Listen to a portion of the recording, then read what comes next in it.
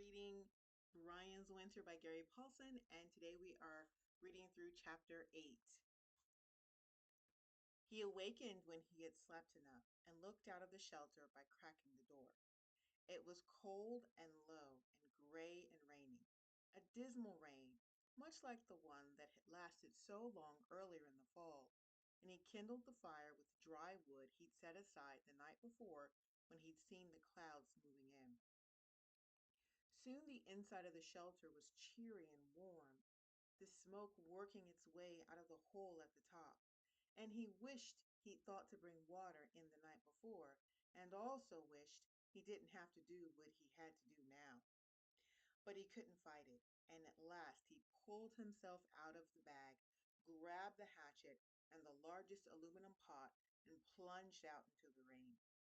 As fast as possible, standing barefoot on the freezing wet ground, he went to the bathroom and then ran to the lake and chopped his watering hole open.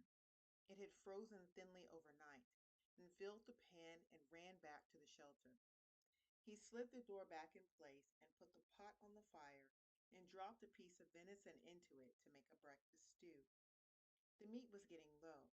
He had stretched the wolf-kilt dough as far as he could, trying to ration it and eat smaller amounts, but he'd have to hunt within 4 or 5 days. He put a piece of meat outside the door for Betty, surprised that she wasn't there already, and leaned back to think.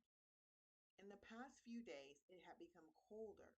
The weather had a kind of steady feel to it, as if it was not going to get warmer, but would stay cold, and he had to face some truths. He simply wasn't ready for cold weather. Oh, he thought, the shelter was all right, and the woods were full of fuel, but his clothing was pitiful. His jeans were holding together, just, but his tennis shoes were about gone. His socks long since used to shreds, and on top all he had was a t-shirt, also nearly in pieces, and the rabbit skin vest. I am, he thought, a mess. He was tempted to smile, except that it wasn't really funny. He could sit in the shelter and stay warm, but unless he could hunt, he would die, and he couldn't hunt unless he had something to wear to keep from freezing. To death, he thought, the truth sliding in like a snake. I could freeze to death. Not quite yet. It wasn't that cold yet, but soon. He didn't know northern winters, but he knew it would get cold enough to kill him and freeze him solid. He took stock again. No clothing, although he still had some rabbit hides, which he could sew into sleeves for his vest. There was also the hide from the doe. He looked at it and thought he might get a pair of moccasins out of it. They would be crude, but if he stitched them with the hair on the inside and made them big enough to wear over his tattered tennis shoes, they would help. He set to work on what he could do and spent all of that day sewing the rest of the rabbit skins into 2 tubes, which he attached to sleeves to the vest. When he tried it on, everything crackled, as if he were wearing paper, but it seemed to hold together, and he slept that night feeling slightly better about his future. The next morning he checked the weather, still rainy, and colder than it had been the previous morning, and then set to work making footgear. It proved both easier and harder than he had thought it would be. The easy part was making a pattern. He just stood on the dry skin and marked around his foot with a piece of charcoal from the fire pit. When he'd cut out the 2 bottoms, he cut 2 rectangles from the remaining hide and stitched with some effort, as the hide was thick and tough, the 2 pieces into rough cylinders. Then he sewed each of the tubes down to the sole, attaching it all around the edge, and when he was done, he had 2 clunky boots that he could stick his tennis shoes down into.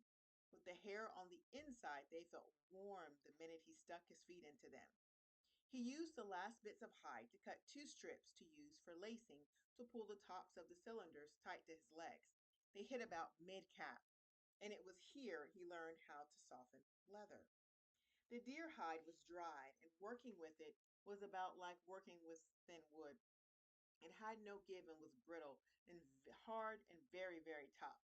It was all he could do to sew the cylinders to the bottom, using thin cut hide for lacing and punching holes with the tip of the knife.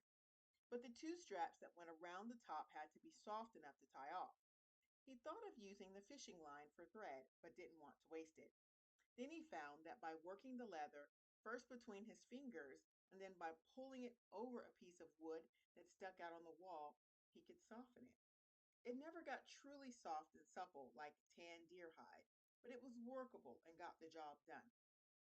He gathered more wood just before dark and went to sleep that night dreaming of punching holes in leather with the tip of the knife. The image burned into his mind from sitting all day sewing. Sometime that night, near the middle, it grew quiet, and the change awakened him. He listened for a time and realized that the rain had stopped, and he snuggled back in the bag, thinking that with no rain the next day he would hunt. In the morning, he awakened and knew instantly that something had changed. Something about the sound. No, the lack of it. There was no sound. Normally he could hear birds in the morning or the wind rustling. Now there was nothing. He crawled out of bed and opened the door of the shelter, or tried to. It seemed to be stuck, frozen in place. He pushed harder and finally half stood, crouched, and pushed out with his shoulder against the door. At first it still didn't move, and only when he crouched back and slammed into it with his shoulder did the door fall away, letting him look outside. It nearly blinded him. The entire world was white, bright white, with new morning sun glaring off and through it, and so intense that it made his temples hurt.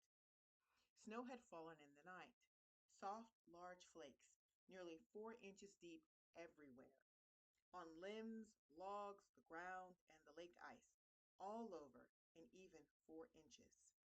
And it was cold, colder than it had been so far. His nostril hairs seemed to stick together when he breathed, and the air caught in his throat. The world was so incredibly, wonderfully, stunningly beautiful that for a full minute all he could do was stare. Oh. He had seen pictures of the woods with snow and had seen snow in the park and in the city, but this was different. He was in it, inside the snowy scene, and the beauty of it became part of him. He stepped outside the shelter, and as he stepped into the snow, realized that he was barefoot. He jumped back inside and put on his tennis shoes and fur boots and the rabbit skin shirt and moved back outside. He had never seen anything so clean.